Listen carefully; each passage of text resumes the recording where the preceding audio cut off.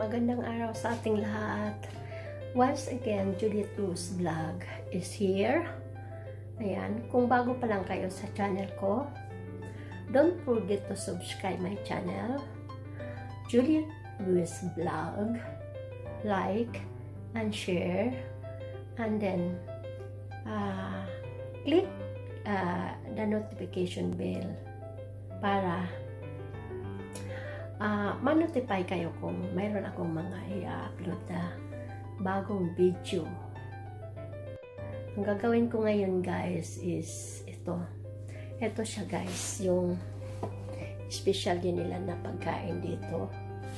Ayan, Fondue Chinoise. Ayan.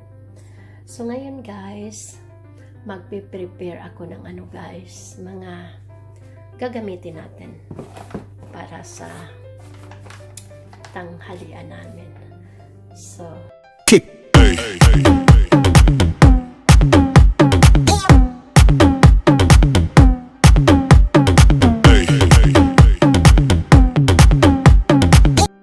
ayan guys, mayroon tayong french fries, 600 grams, isang balot. Mayroon din tayo dito guys na ano, yung beef, ano ito guys, beef meat.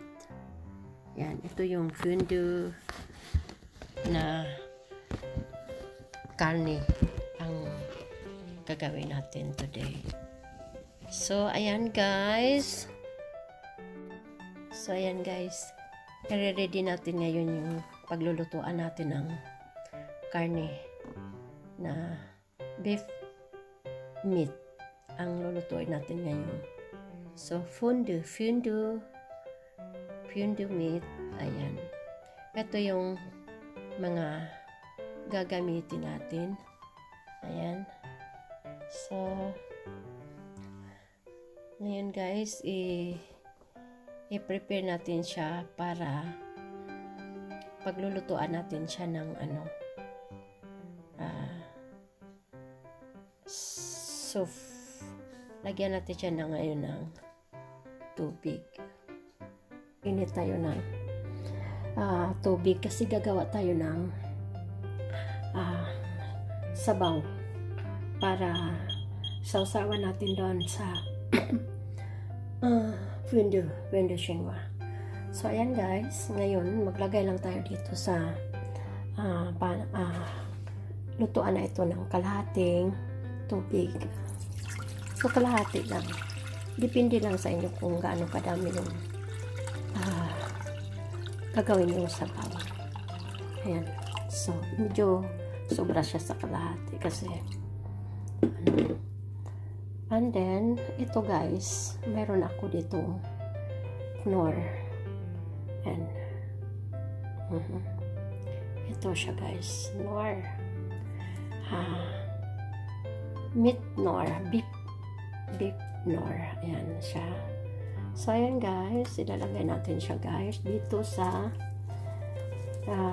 pinainit nating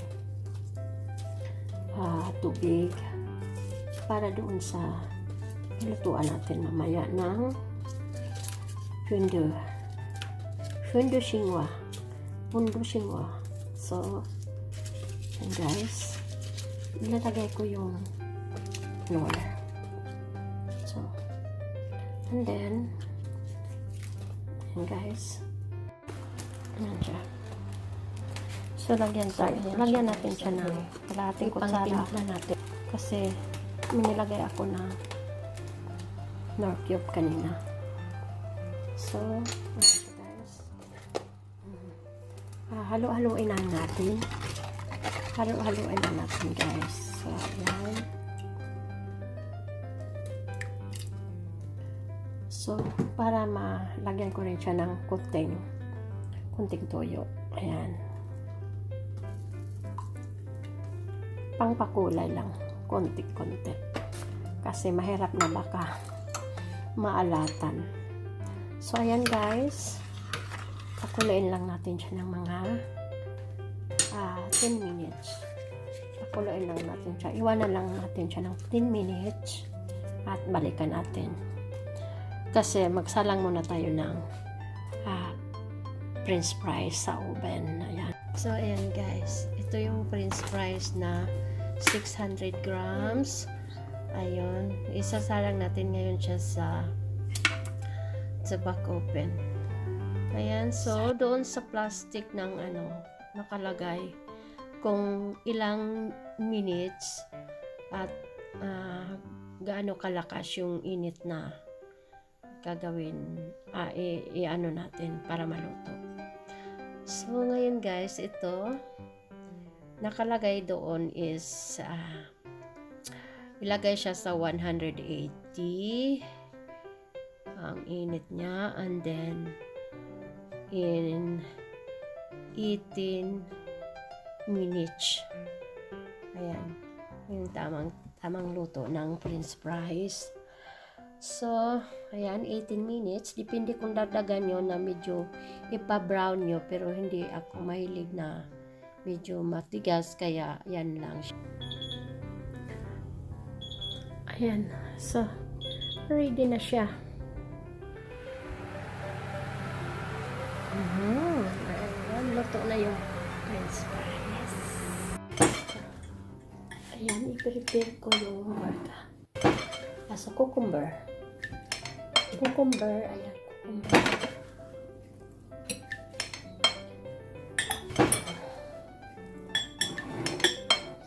Eto kasi parang mga gulay-gulay. So,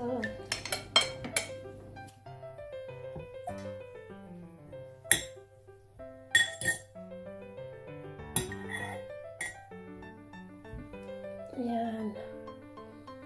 So, ayan siya guys. Ayan.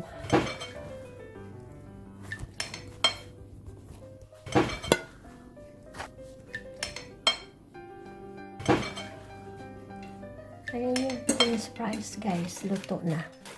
Kukuha na lang ako ng ketchup. And then, ayan yung cucumber. At saka ito yung iba-iba niyang sauce. Ayan. Merong curry sauce. Ayan. And then, meron din tayong pinublaw or garlic sauce. Ilagay na lang sa plato. Hindi na ako ng maliliit na plato. Ayan. So, ayan. And then, ito na lang yung part ng drinks, cola. So, kunin ko muna yung inano ko na sabaw. Ayan. Mainit na yan, kaya pwede na namin lutuin ito dyan, yung flies, yung karne. Ako, flies. Karne pala, karne.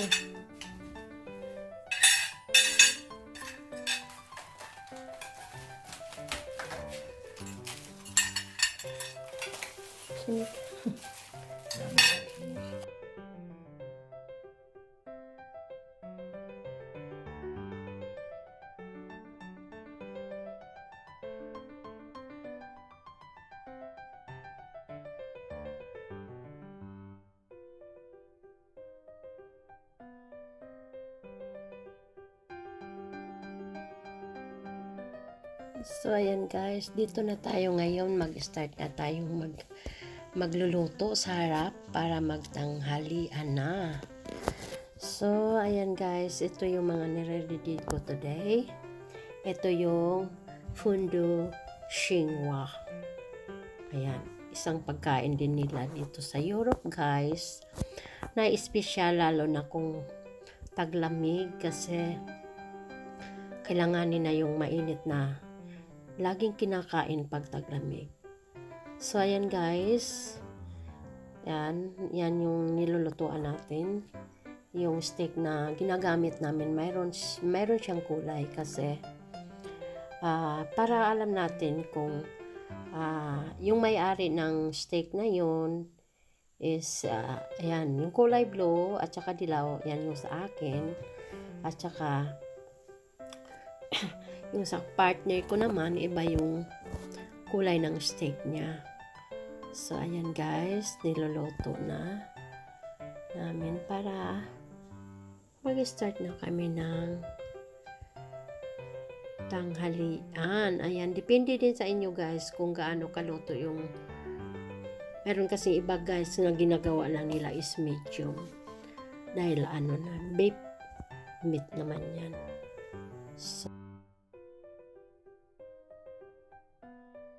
So ayan na nga guys. Mayroon iba't ibang klase ng fondue. Kasi mayroon ding ano lang, fondue, cheese fondue.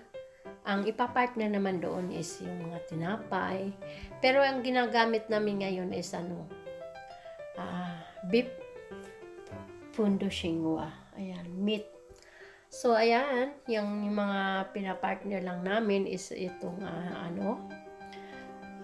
French fries. Ayan. At saka yung mga cucumber na naka-preserve na mga yan, cucumber, gulay-gulay. Yan yung karamihang pinapartner pag Fondue Chinoise-is yan. Pwede ka mamili ng beef or pork. Yan, yung cucumber, yun yung ano. And yung mga namin, ginagawa namin sausawan is lang naman yung ketchup, tsaka yung curry sauce, yung garlic sauce. Ayan yung karamihang ginagamit pag nag-Fondue Chinoise-is. Luto na yung kanin. Also, So, ayan siya. special nilang pagkain dito sa Europe, lalo na kung tag-init na at tag-lamig na naman. So, ayan guys. Mahal ka ito lapit. Yan. Curry sauce at saka garlic sauce. Na yung kanin. Yan yung mga sauce na ginagamit namin para sausawan sa karne. Ayun yung karne naman guys, depende sa inyo guys kung lutuin nyo or i-medium. Kasi karamihan pag beef kasi, beef meat, ayan, karamihan ginagamit, nila, yung lang, medium lang na pagkaluto sa karne. So, salang ba? At saka yung iba naman, gusto din naman nila na yung luto, depende sa inyo kasi sarili mo na. Ikaw naman yung Fondue Chinoise also. titingin kung luto na ba siya or hindi pa.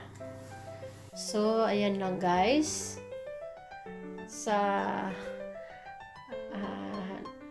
Nagstay para panoorin yung video ko. So, ayan. Thank you. Thank you so much for watching. So, I hope nag-enjoy ang lahat. And don't forget to subscribe my channel, Juliet's Vlog. Thank you!